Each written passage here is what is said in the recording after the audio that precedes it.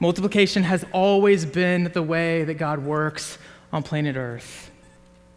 In fact, if you go all the way back to Genesis in the garden, in Genesis 1:28, God tells Adam and Eve, be fruitful and multiply. And this is not a college pastor turning this into a sex sermon, because what we see theologically, is that okay for me to say? Nobody laughed.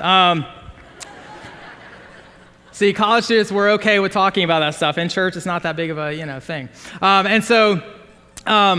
What we're seeing there theologically is that God is saying, you have community with me as you were created to have community with me. You have right relationship with one another as you were created to have right relationship with other. I give dominion to you over all the earth.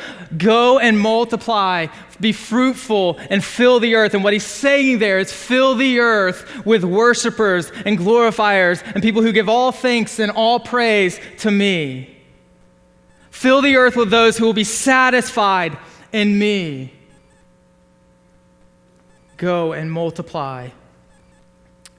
This command is also given again after the flood, after sin enters into the world. In Genesis 9:1, it's given to Noah. And so I would challenge you this morning, when you see a rainbow outside, don't just let it remind you that God will never flood the earth again, but let it remind you that there was a command that came in Genesis 1:28, and there was a command that came in Genesis 9:1, and there's a command for us today: be fruitful and multiply those who are satisfied in the gospel and in Christ alone. When Jesus comes to earth, he even bookends his ministry with this same command.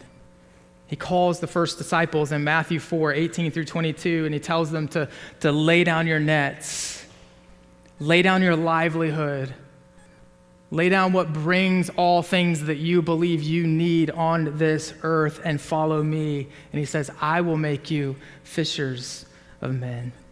The Christian leader takes or leverages his authority to benefit those under his authority. He leverages not things and people in order to benefit him, but to benefit the people.